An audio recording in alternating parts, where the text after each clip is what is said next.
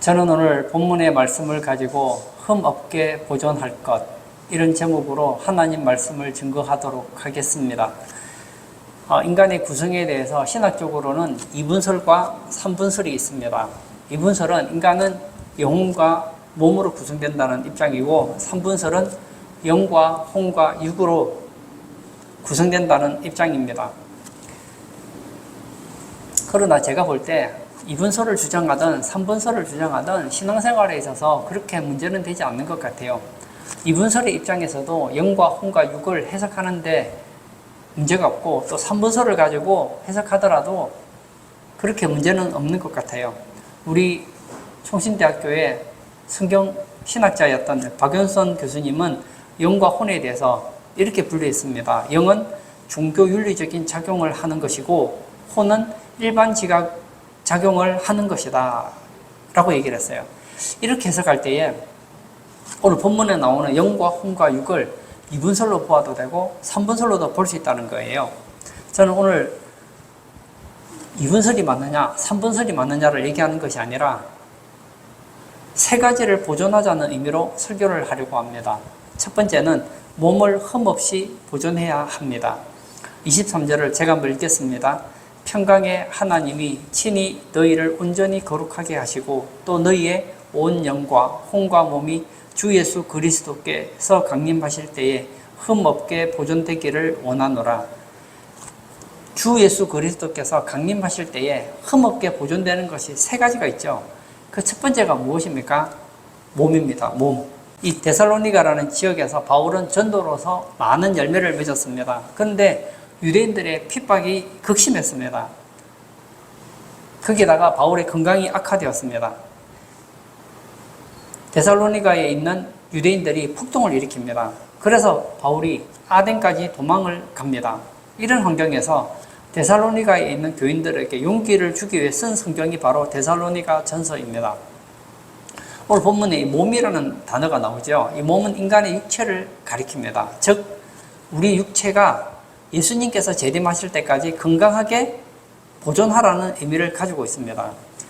성경은 예수 믿고 구원받으라 강조하고 있죠. 이것은 핵심입니다. 그러나 예수 믿고 우리가 바로 천국 가는 게 아니에요. 이 땅에서 살아갑니다. 그러므로 구원받은 자가 이 땅에서 건강하게 은혜 가운데 사는 것도 필요하다는 것입니다. 고린도전서 16장 13절에 보면 이런 말씀이 있죠. 깨어 믿음에 굳게 서서 남자답게 강건하라. 여기서 강건하라는 말은 건강하라는 뜻입니다. 일반적으로 남자와 여자 중에서 남자가 더 강건하지 않습니까? 그러므로 남자답게 강건하라, 건강하라는 거예요. 이 건강은 아무리 강조해도 지나치지 않습니다. 건강이 무너지면 모든 것이 다 무너집니다. 저는 예전에 이 병원 신방을 좀 많이 다녔어요. 병원 신방을 다녀오면 제가 은혜를 많이 받은 것 같아요. 교통사고가 나서 병원에 입원한 환자라든지 암 환자라든지 시한부 인생의 환자들, 여러 가지 질병으로 인하여 병원에 입원해 있는 분들을 봅니다. 보면 병원에서 힘없이 누워있는 모습을 보면 그가 가진 학벌, 명예, 물질, 직업이 아무 소용이 없다는 것을 느끼게 됩니다. 그리고 환자들은 좀 더 건강하기 위해 몸부림칩니다. 그런데 여러분, 저도 경험했지만 한번 무너진 건강은 쉽게 돌이키지 못한다는 거예요. 프랑스 격언에 건강한 사람은 모든 것을 가졌고 건강하지 못한 사람은 가진 것이 하나도 없다. 건강이 그만큼 중요하다는 거예요. 저는 세 가지 건강법을 말씀드리고 싶습니다. 첫 번째는 먹는 것입니다. 건강하려면 식단을 건강식으로 먹어야 돼요. 뿐만 아니라 먹지 말아야 될 것을 안 먹는 것이 중요합니다. 그게 뭐죠? 술이요, 담배요, 과식입니다. 성경에 이런 말이 있죠. 술 취하지 말라, 이는 방탕한 것이니. 술 취하는 건 방탕하다는 거예요. 근데 술 취하는 것이 방탕하기만 할까요? 건강에도 치명적이라는 겁니다. 술을 계속 마시는 사람 보고 뭐라고 그러죠? 알코올 중독자라고 합니다. 알코올을 계속 마시면 몸이 상처를 입게 됩니다. 그리고 담배입니다. 이 담배는 백해무익이에요. 그리고 음식을 먹는 이유는 건강하기 위한 거 아닙니까? 물론 먹는 기쁨도 있어요. 그런데 너무 과하게 먹다 보면 몸이 망가지기 쉽다는 거예요.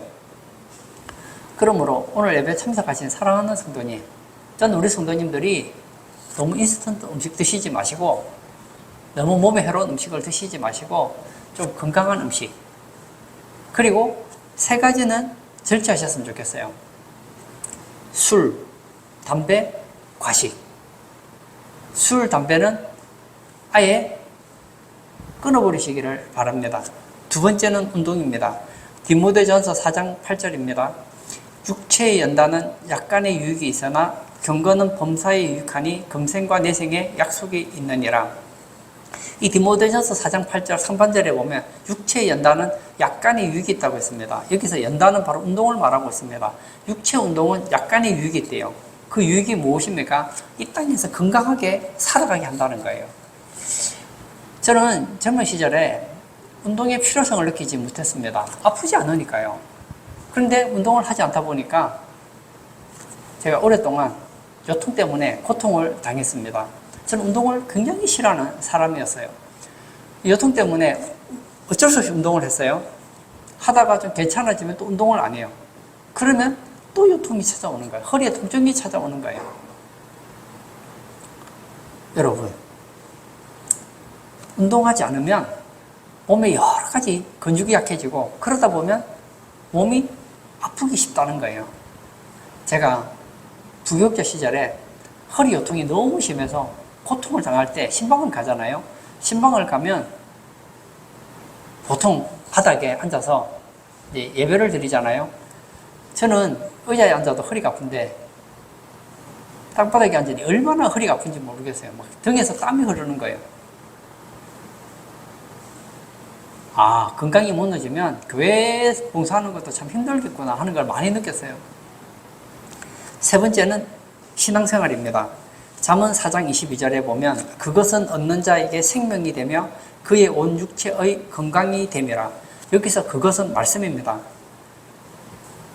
말씀은 육체의 건강이 된대요. 이 세상 사람들은 이해가 못합니다. 저는 이 건강에 대한 방송도 좀 보고 건강에 대한 책도 여러 번 봤는데요. 그 건강에 대한 책을 쓴 사람들 중에서 신앙생활을 얘기하는 사람은 없더라고요. 이 신앙생활이 건강에 유익이 된다는 것은 성경에서만 가르쳐주고 있어요.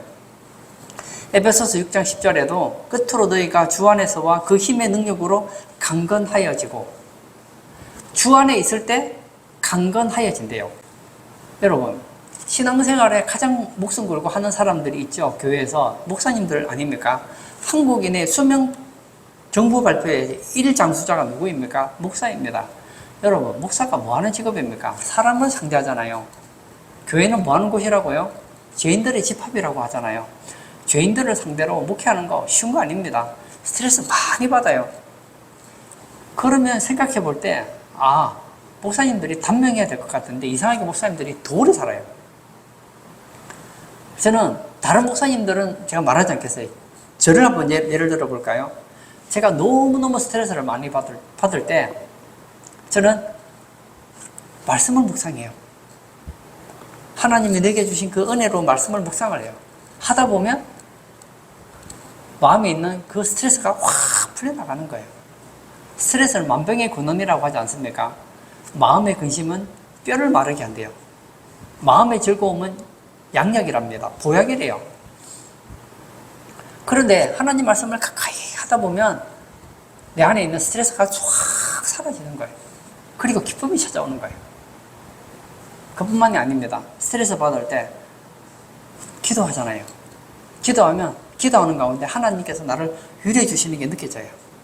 그러다 보니까 건강해지는 거예요. 물론 건강해지는 방법이 수도 없이 많겠죠. 저는 그 중에서 대표적인 거 세 가지를 얘기했습니다. 첫 번째는 뭐라고요? 잘 먹자는 거예요. 나쁜 것은 먹지 말자는 거예요. 두 번째, 운동을 하자는 거예요. 가급적이면 걸어 다니십시오. 하루에 30분 이상은 꼭 걷도록 노력하시기를 바랍니다. 세 번째는 신앙생활에 힘쓰자는 거예요. 여러분, 우리가 신앙생활을 하면 할수록 우리는 건강해집니다. 예배 드리면 하나님께서 은혜 주시잖아요. 은혜 받으면 기쁘잖아요. 그럼 건강해지는 거 아닐까요? 우리가 성경을 묵상하면서 말씀을 통해 은혜 받잖아요. 그러면 기쁘잖아요. 그러면 마음의 보약을 한 점 또 먹는 거예요. 기도하면 하나님의 은혜 주시잖아요. 그럼 위로가 되잖아요. 똑같은 문제가 닥쳐도 세상 사람들은 그 문제를 어떻게 해결해야 될지를 잘 모릅니다. 그러나 우리는 하나님 앞에 문제를 가지고 나아가면 예수님이 말씀하셨잖아요. 수고하고 무거운 짐진 자들아 다 내게로 오라. 내가 너희를 쉬게 하리라. 예수님께서 우리의 마음의 짐을 다 가져가시고 우리에게 안식의 쉼을 주시니 건강할 수밖에요. 오늘 예배 참석하신 사랑하는 성도님, 저는 우리 성도님들이 예수님께서 오실 때까지 우리의 생명이 끝나는 날까지 모세처럼 몸을 흠없이 보존하시기를 축복합니다. 두 번째, 혼을 흠없이 보존해야 합니다. 23절을 제가 또 읽도록 하겠습니다. 평강의 하나님이 친히 너희를 온전히 거룩하게 하시고 또 너희의 온 영과 혼과 몸이 우리 주 예수 그리스도께서 강림하실 때에 흠없게 보존되기를 원하노라. 첫 번째는 몸이 주 예수 그리스도께서 강림하실 때 흠없게 보존되기를 원한다고 했습니다. 두 번째는 혼입니다. 혼이 무엇이냐? 이건 2분설로 볼 것이냐? 3분설로 볼 것이냐? 2분설로 보든 3분설로 보든 구원과는 아무 상관이 없어요. 이건 단지 신학적인 문제입니다. 2분설을 주장하시는 분들은 2분설이 맞다고 예수님 재림할 때까지 외칠 것이고 3분설이 맞다고 생각하는 사람은 3분설이 맞다고 주장할 거예요. 그건 신학자들에게 저는 맡기고 싶어요. 단지 이 혼을 우리 신앙에 한번 적용시켜 보자는 거예요. 이 혼에 대해서 박윤선 목사님께서는 일반적 지각을 작용하는 것, 즉 인격으로 나타낸다고 했습니다. 즉 우리의 인격을 무너뜨리지 말고 주님 재림할 때까지 잘 보존하라는 것입니다. 세상 사람들도 인간의 최대의 가치는 인격이라고 보고 있습니다. 오늘 성경에서도 우리 혼적인 요소인 이 인격이 흠없이 보존되기를 당부하고 있다는 거예요. 인격이 무엇입니까? 우리의 신앙을 담는 그릇입니다. 아무리 신앙이 좋아도 인격이 부족하면 다 쏟아버리기 쉽습니다. 전쟁의 승자에 대한 옛말이 있습니다. 전쟁엔 명장이 이기고 명장은 지장에게 지고 지장은 덕장에게 진다. 여기서 말하는 덕장은 바로 인격적인 장군을 뜻합니다. 이 인격은 하루아침에 만들어지지 않습니다.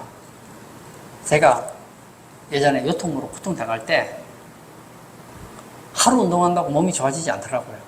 마찬가지입니다. 인격도 하루아침에 좋아지는 게 아니에요. 기도합니다. 하나님, 제 인격 좋아지게 해주세요. 지금 당장. 그런다고 좋아지는 게 아니에요. 인격은 자수같이 한 땀 한 땀으로 이루어진다. 멋진 말 아닙니까? 한순간에 훌륭한 인격자가 되기는 어렵습니다. 우리 신앙생활은 날마다 자신을 쳐서 인격체로 만들어 가야 된다는 거예요. 여러분, 성질과 성격의 차이를 아시죠? 성질은 변하지 않는다고 합니다. 제2 성질은 안 변해요. 타고난 겁니다. 그러므로 좋은 성질을 타고난 것은 참 복되다고 할 수 있습니다. 그러나 성격은 바꿀 수 있다는 거예요. 신앙과 지식과 수양을 통해서 변화될 수 있다는 거예요. 그러면 그 사람의 인격을 재는 방법이 있습니다. 그게 뭐죠? 바로 말입니다. 우리의 언어는 인격을 재는 잣대가 될 수 있습니다. 잠언 10장 11절에 의인의 입은 생명의 샘이라도 악인의 입은 독을 머금었느니라. 여기서 말한 의인은 인격자지요. 이 의인의 입은 생명의 샘이래요. 듣는 사람으로 하여금 살려준다는 거예요. 그러나 악인의 입은 독을 머금었다는 거예요. 상대방을 해치고 상처를 준다는 거예요. 에베소서 4장 29절에도 무릇 들어온 말은 너희 입 밖에도 내지 말고 오직 덕을 세우는 데 소용되는 대로 선한 말을 하여 듣는 자들에게 은혜를 끼치게 하라. 인격자는 어떤 말을 하지 않는다고요? 들어온 말은 입 밖에도 내지 않는다는 거예요. 오늘 예배 참석하신 사랑하는 성도님, 에베소서 4장 29절 말씀처럼 덕을 세우는 데 소용되는 대로 선한 말을 하시기를 바랍니다. 제가 존경하는 여러 인물들이 있지만 이순신 장군이 있죠. 이순신 장군은 그렇게 겸손했다고 합니다. 그래서 아랫 사람에게도 언어를 조심했다는 거예요. 이순신 장군은 굉장히 득장이었다는 거예요. 이 사가들은 이순신 장군은 전투력에 승리의 원인이 있었던 것이 아니라 그가 인격자였기 때문에 전쟁에서 승리했다라고 얘기를 합니다. 물론 인격만 있어서는 안 되겠죠. 그러나 그의 탁월한 그 전투의 능력에 인격이 더해지니 부하들의 신임을 얻었다는 것이죠. 여러분, 역사에 보면 이일곡이라는 분이 계시죠. 굉장히 높은 분 아닙니까? 이 이일곡이 하루는 이순신 장군을 만나기를 원해서 연락을 보냈습니다. 그랬더니 이순신 장군이 거절을 했다는 겁니다. 그때 이순신 장군은 관리 임명권을 가지고 있었습니다. 이순신, 이시잖아요. 이율곡, 같은 이시잖아요. 같은 성을 가지고 있어서 주위의 오해를 사지 않기 위해서 만나지 않았다는 거예요. 그 이후에 병조 판서였던 김규영이 이순신 장군을 자기의 사위로 삼고자 했습니다. 그때 이순신이 이런 얘기를 했습니다. 내가 권세 있는 집 사위가 되면 국가에 누가 됩니다. 그래서 거절했다는 거예요. 이건 세상 얘기가 아닙니다. 성경에서도 이런 얘기가 있습니다. 출애굽기 18장 21절에 너는 또 온 백성 가운데서 능력 있는 사람들 곧 하나님을 두려워하며 진실하며 불의한 이익을 미워하는 자를 살펴서 백성 위에 세워 천부장과 백부장과 십부장과 50부장과 10부장을 삼아. 광야에서 천부장, 백부장, 50부장, 10부장의 자격이 무엇입니까? 이 사람들은 진실한 사람들, 불의한 이익을 미워하는 자들, 이런 자들을 뽑으라고 했다는 거예요. 다시 말하면 인격에 흠이 없는 자를 뽑으라는 겁니다. 사도행전 6장 3절에도 마찬가지입니다. 형제들아 너희 가운데서 성령과 지혜가 충만하여 칭찬받는 사람 7을 택하라. 우리가 이 일을 그들에게 맡기고. 여기도 보면 인격에 대한 이야기가 나오지 않습니까? 칭찬받는 사람 7을 뽑았다고 했습니다. 바로 인격적인 사람이라는 거예요. 저는 우리 성도님들이 사람들에게 칭찬받는 사람이 되시기를 바랍니다. 인격자의 특징이 뭐라고요? 입에 있습니다. 언어에 있어요. 저는 우리 성도님들이 다른 사람에게 독이 되는 말을 하지 마시고 덕이 되는 말, 살리는 말을 하시는 그런 성도님 되시기를 바랍니다. 새찬송가 212장 겸손히 주를 섬길 때 1절과 2절 가사가 참 마음에 와닿았습니다. 제가 한번 읽어볼까요? 겸손히 주를 섬길 때 괴로운 일이 많으나 구주여 내게 힘주사 잘 감당하게 하소서. 주를 섬길 때는 어떻게 하자고요? 겸손하게 주를 섬기자는 거예요. 주를 섬길 때 좋은 일만 있으면 얼마나 좋겠습니까? 괴로운 일도 많습니다. 그러나 그때도 겸손히 주님께서 힘주실 것을 믿고 감당해 나가는 사람, 그가 뭐죠? 인격자입니다. 하다가 조금만 기분 나쁘면 교회를 그만둬버리는 사람은 인격자가 아니죠. 2절입니다. 인자한 말을 가지고 사람을 감화시키며 갈 길을 잃은 무리를 잘 인도하게 하소서. 말을 하는데 어떤 말을 한다고요? 인자한 말을 가지고 사람을 감화시켜요. 갈 길을 잃은 무리를 말로서 잘 인도하는 사람, 그 사람들이 바로 인격자라는 거예요. 저는 우리 성도님들이 몸을 흠없이 보존할 뿐만 아니라 혼도 흠없이 보존하기를 바랍니다. 세 번째, 영을 흠없이 보존해야 합니다. 23절을 제가 한 번 더 읽도록 하겠습니다. 평강의 하나님이 친히 너희를 온전히 거룩하게 하시고 또 너희의 온 영과 혼과 몸이 우리 주 예수 그리스도께서 강림하실 때에 흠없게 보존되기를 원하노라. 이 데살로니가 교회는 유대인의 핍박이 굉장히 심했습니다. 그래서 일부 광신적인 종말론이 들어갔습니다. 예수님의 재림에 대해서 시한부적인 잘못된 자들이 나타났습니다. 그래서 편지로나 영으로 받았다는 신비주의적인 종말론이 많이 들어있었습니다. 그때 바울이 한 얘기가 이거예요.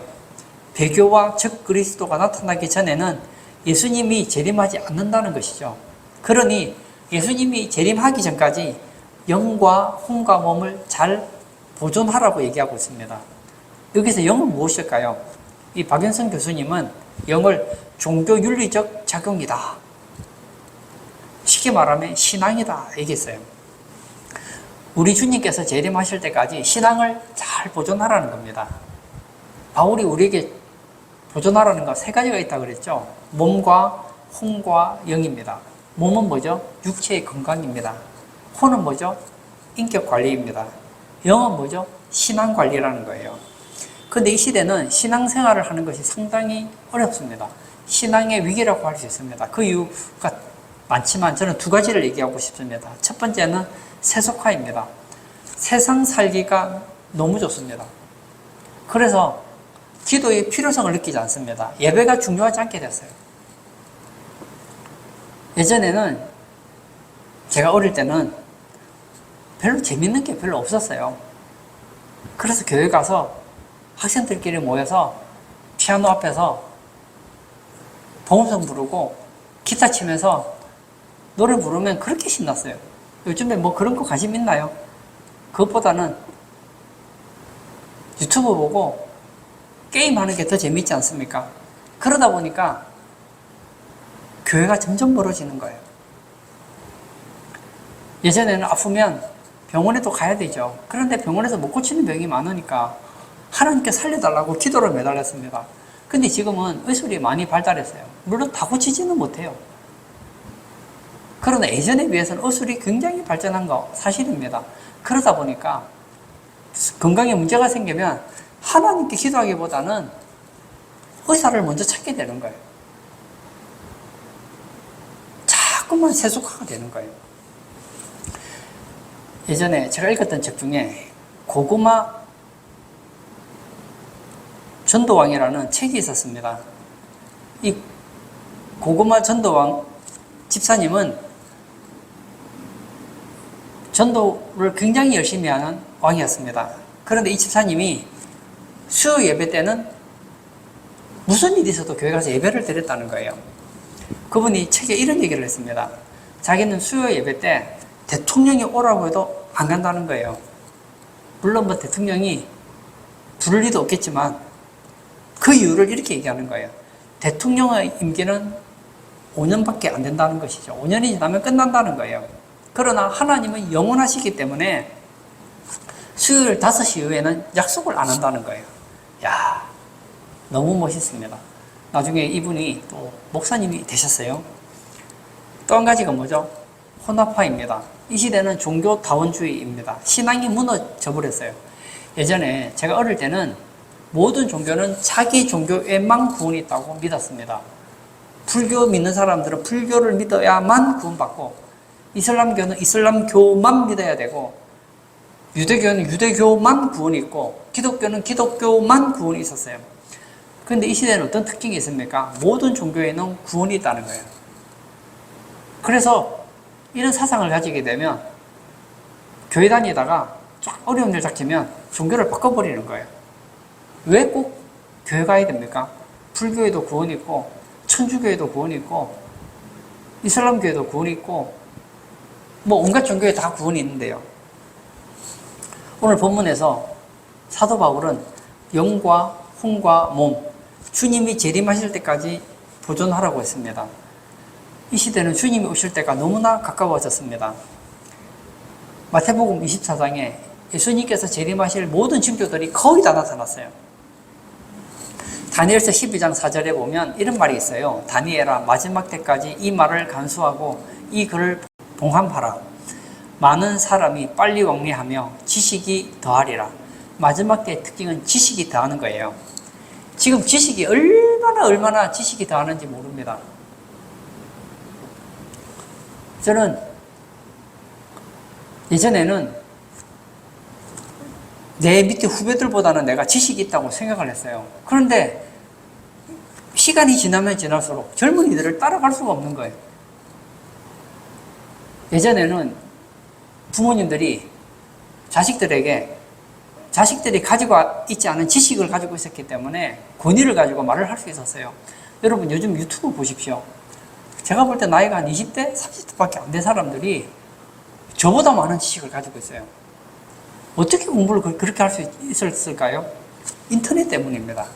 인터넷에서 수많은 정보들이 있으니까 내가 그 정보를 찾는 실력보다 젊은이들이 그런 정보들을 검색하고 찾는 실력들이 좋으니까 못 이기는 거예요. 새 찬송가 179장, 저는 1절의 가사가 참 마음에 와닿습니다. 주 예수의 강림이 가까우니 저 천국을 얻을 자 회개하라. 주 성령도 너희를 부르시고 무천사도 나와서 영접하네. 주 예수의 강림이 가깝다는 거예요. 예수 믿지 않는 자들은 회개하라는 겁니다. 지금 성령도 우리를 부르고 있어요. 주님이 오시면 천사도 나와서 우리를 영접하게 됩니다. 예수님께서는 마지막 때에 이런 얘기를 하셨습니다. 마태복음 24장 42절. 모든 징조를 말씀하시고 난 이후에 이런 말씀을 합니다. 그러므로 깨어 있으라. 어느 날에 너희 주가 임할는지 너희가 알지 못함이니라. 깨어 있으래요. 지금은 깨어 있을 때이지 잠잘 때가 아닙니다. 저는 오늘 영과 혼과 몸에 대해서 말씀을 드렸습니다. 이 중에서 한 가지만 택하라. 그러면 영을 택해야 돼요. 신앙을 택해야 돼요. 건강한 거 이 세상을 살아가는데 절대적으로 필요합니다. 건강하면 너무너무 좋아요. 그러나 건강을 잃었다 하더라도 천국 가면 영원히 아프지 않는 건강을 회복할 수 있어요. 그러나 이 땅에서 신앙을 잃어버리면 천국을 잃어버린다니까요. 신앙은 한번 잃어버리면 찾을 수가 없다는 겁니다. 저는 요한계시록 22장 20절의 말씀을 가지고 결론을 지으려고 합니다. 이것들을 정언하신 이가 이르시되 내가 진실로 속히 오리라 하시거늘 아멘 주 예수여 오시옵소서. 예수님께서는 말씀하셨습니다. 그분은 거짓말하지 않으세요. 내가 진실로 속히 오리라. 오시겠대요. 우리의 반응은 한 가지예요. 아멘 주 예수여 오시옵소서. 예수님이 왜 오시지 않으실까요? 요한계시록을 제가 공부를 했잖아요. 그리고 마태복음이나 마가복음, 누가복음에 보면 예수님의 재림에 대한 그런 징조들이 있잖아요. 그런 것들을 볼 때에 예수님 지금 오셔도 하나도 문제되지 않습니다. 근데 예수님 왜 오시지 않을까요? 한 영혼이라도 더 구원받을 기회를 주기 위한 거예요. 예수님이 오시기 직전에 우리가 조금이라도 더 영과 혼과 몸을 흠없이 보존하라고 기회를 주시는 거예요. 예수님이 오늘 당장 오시지는 않을 거예요. 그러나 만약 내일 온다고 하더라도 저는 우리 성도님들이 여러분의 신앙과 여러분의 인격과 여러분의 몸을 건강하게 잘 관리하시는 그런 복된 성도님 다 되시길 주의 이름으로 축복합니다. 이 시간 한번 같이 기도하기를 원합니다. 저는 오늘 성경을 보면서 생각나는 분이 계셨습니다. 바로 모세였습니다. 모세는 120세 하나님의 부를 때까지 눈이 쇠하지 않았고 건강했습니다. 그리고 모세처럼 인격 좋은 분 찾기 힘들어요. 그리고 그런 신앙이 좋았습니다. 저는 우리 성도님들이 오늘 기도할 때 하나님, 저도 모세처럼 이 땅에 사는 동안 건강하게 하시고 주님께 인정받을 만큼 인격적으로 훌륭한 사람이 되게 하시고 하나님이 기뻐하는 그런 신앙생활하는 우리 되게 해달라고 다 같이 기도하도록 하겠습니다.